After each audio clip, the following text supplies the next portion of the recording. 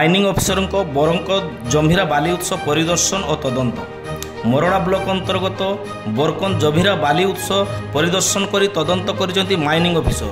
ସୂଚନାରୁ ପ୍ରକାଶ ଯେ ପୂର୍ବରୁ ଜମ୍ଭିରା ବାଲି ଉତ୍ସରୁ ବାରମ୍ବାର ବାଲି ଚୋରମାନେ ବାଲି ଚୋରି କରି ମୋଟା ଅଙ୍କର ଅର୍ଥ ରୋଜଗାର କରୁଥିଲେ, ଯାହାକୁ ନେଇ ଅଞ୍ଚଳରୁ କେହି ଜଣେ ସିଏମ୍ଓ ଅଫିସରେ ଅଭିଯୋଗ କରିଥିଲେ। ସିଏମ୍ଓରୁ ନିର୍ଦ୍ଦେଶ ଆସିବାରୁ ମୟୂରଭଞ୍ଜ ବାରିପଦାର ଜିଲ୍ଲା ମାଇନିଂ ଅଫିସର ଭକ୍ତବନ୍ଧୁ ପାତ୍ର, ରାଜ୍ୟ ପ୍ରଦୂଷଣ ନିୟନ୍ତ୍ରଣ ବୋର୍ଡର ଇଞ୍ଜିନିୟର ଅନିଲ କୁମାର ବାରିକ ବରକନ୍ଦ ଜମ୍ଭିରା ବାଲି ଉତ୍ସ ପରିଦର୍ଶନ ଓ ତଦନ୍ତ କରି କେଉଁ ପଟୁ ବାଲି ଉଠୁଛି ଏବଂ ସୌରାତର ସୀମା ସମସ୍ତ ସ୍ଥିତି ଅନୁଧ୍ୟାନ କରି ସିଏମ୍କୁ ରିପୋର୍ଟ ଦାଖଲ କରିବେ ବୋଲି ମତ ପ୍ରକାଶ କରିଛନ୍ତି।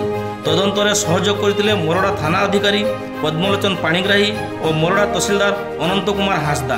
ପ୍ରତିକ୍ରିୟାରେ ମାଇନିଂ ଅଫିସର କହିଛନ୍ତି ଯେ ସମସ୍ତ ତଥ୍ୟକୁ ଆମେ ଅନୁଧ୍ୟାନ କଲୁ ଏବଂ ସିଏମ୍ଓର ରିପୋର୍ଟ ଦାଖଲ ପରେ ଖାଦାନର ଯେଉଁ ଖାଦାନ କାର୍ଯ୍ୟ ଆରମ୍ଭ ହେବ ଏବଂ ସୌରାତ କାର୍ଯ୍ୟ ଆରମ୍ଭ ହେବ ବୋଲି ପ୍ରକାଶ କରିଛନ୍ତି।